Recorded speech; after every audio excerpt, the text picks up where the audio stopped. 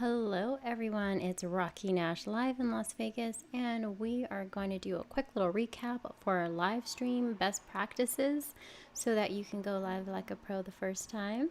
So if you have any comments, by the way, I'm checking them over here on my phone, so be sure to ask me your questions about live stream production or best practices, and I'll see if I can add that to the chat. Okay, I just heard a little pop notification, so I might have already gotten one.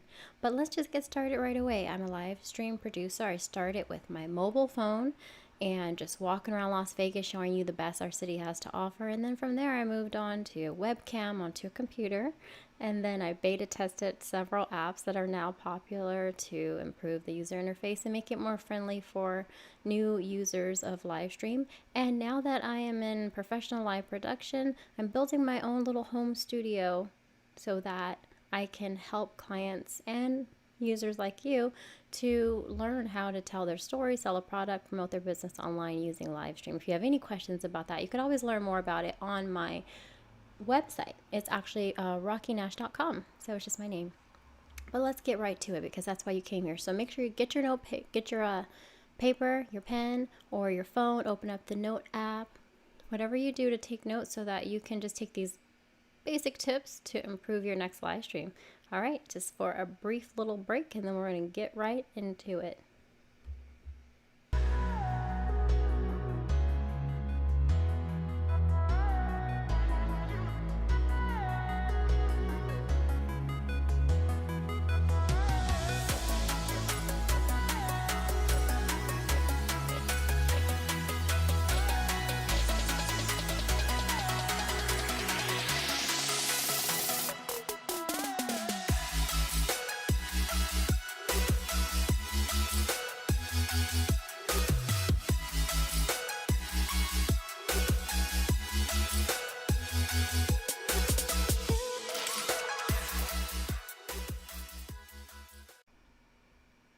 All right, so we are back, and we're going to start with the first tip. If you are going live from your phone or from your webcam or from a camera like I am right now, make sure to test your signal. Either way, before you go live, did you know you can go to Google, and I'm going to show you how to do it. You can go to Google, and you can just go into your search bar and type in speed test. Here's my screen. I'm going to type in speed test. And it takes you to internet speed. Run a little speed test. You just click on that blue button right there. And once you click that, it'll start doing a speed test of your internet connection. And it'll let you know if it's strong enough. So you want a minimum of like, here, let me make sure before I click back over. So 25 will be great. But I know that because I'm sharing probably, like I have used Wi-Fi sometimes, not always that strong, but you definitely want at least 10 megabytes per second for upload, because that's what you're doing. You're uploading and sending it out. And I got, which is not that great actually right now. Let's check out what my results were. 2, maybe because I have that open right now. Let's close that out because that's not, oops. Go back to here.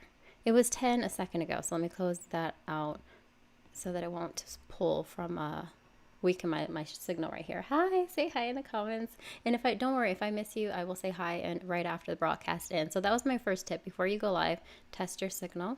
And because you don't want your frames to drop or your stream to just cut out. Secondly, make sure you have a good angle. Have you been on like a Zoom meeting where you're like looking up someone's like up their nose, or you're looking down on them from above and that makes them look really small? You definitely want to set your camera, whether it be your phone or your webcam or your camera, right in front of you so that it looks like you're talking to someone face to face. And that's what your viewers on the phone or on the computer are going to feel like if you put your camera at eye level so that you're looking directly into the camera. They will feel like you're looking and speaking directly to them.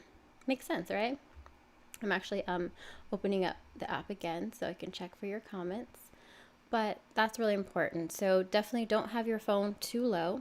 Otherwise, it will make people look up your nose. It'll look like you're more important than them. You know, that angle, that powerful angle. And don't make it above you either. You don't want to make yourself small. You know, you want to look straight in their eye.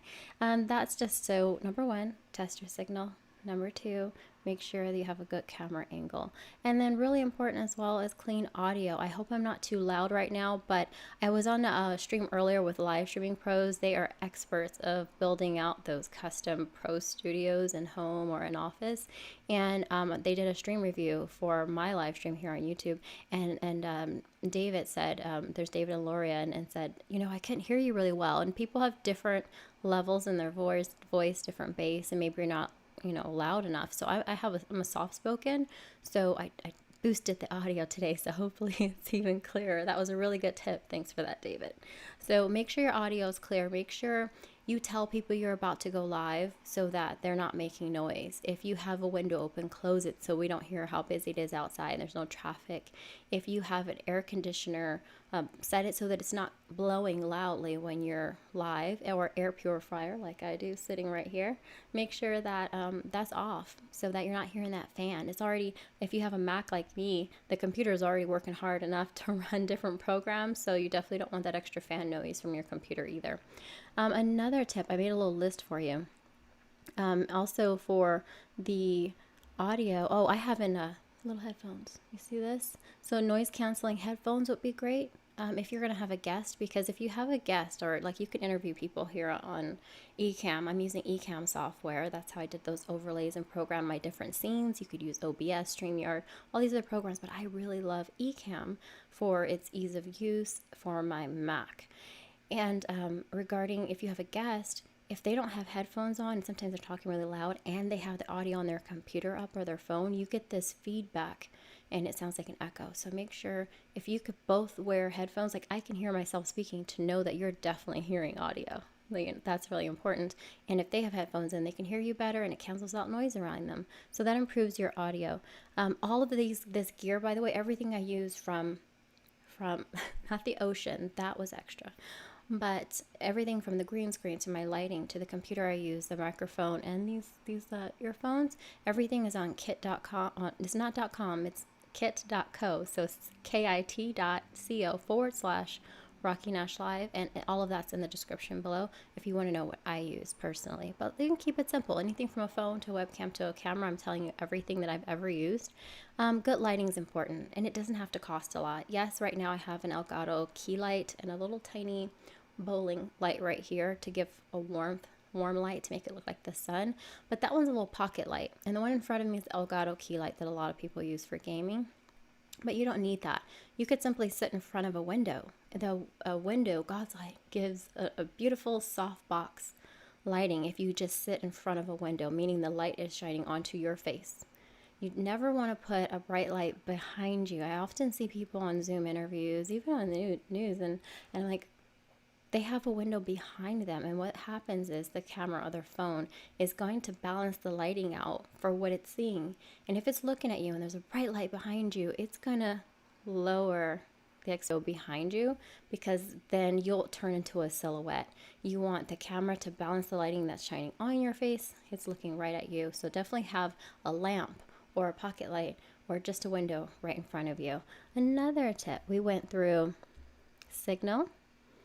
We went through angle, audio, and we also, let me close this one out. Let's check in the comments. And we also lighting, and then make sure to improve your stream. Make sure you let people know ahead of time when you're going to go live if you can. If it's just a surprise, that's also great. But if you can tease it, that also helps. So what I'm going to do now is I'm going to give you a little update, because what is today? For my ombre powder brows, because for me to be camera ready, I don't usually wear a lot of makeup, but I have very fine baby hair eyebrows. So what I had to do was, it took me longer to get ready, for my Zooms, and you need expression. So I don't like to do my makeup. So Neeziie Baby Beauty Salon here in Vegas, shout out to you. Her contact information should be in the description. Did a ombre powder brows, which is semi-permanent makeup, and I'm just documenting each day the process of it healing. So this is day 6 of the second pass of putting the makeup on my eyebrows, permanent makeup. So if you look at it, it's actually, if you're considering it for anyone, you can see there's little tiny bumps and dryness right above my eyebrows. Perhaps it was like spread beyond, I don't know how to describe it, but it's dry all around my eyebrows now for day 6. So even though I could go out and, no one would probably notice that I had my eyebrows enhanced with the dark pigment, it's healing and it's starting to scab. See, by day 6, you see that? It's peeling. So if you're thinking about getting that done, it looks really, the powder ombre brows, ombre powder brows rather, they ended up looking soft and powdery, and your hairs stand out more in front of it, whatever hairs you have, which I have very few. But once the scabbing comes off, it'll be lighter, and then it'll gradually darken up to a really nice natural tone, and it'll just be a shadowing behind my eyebrows. So for day 6, if you want to know what it's like, it's actually it's itchy. It's getting itchy. It's flaking. It's starting to crack rather, and it's only flaking a little bit. So I think tomorrow is going to be the day where you really notice that I got this done, and I'll probably be like, it's not something you can cover up, so we'll definitely notice that it's cracking and that it's peeling. But it was, see, you can see it right there too. I posted pictures by the way, on TikTok, on Instagram, and Facebook if you just want to see a still image in the stories on those different social media platforms to see up close what it looked like. But that's my live stream best practice tips, and the extra one thrown in was how my eyebrows, I got them enhanced so that I can wear less makeup and just be ready to go live. So if you have any questions, put them in the comments. Sorry for hitting the table. That's another tip. You shouldn't hit objects near your mic, otherwise it'll make noise. But I'll see you tomorrow, because I'm going to go ahead and do an update as well on day 7 of the healing process for ombre powder brows. I'll see you guys later. Rocky Nash out.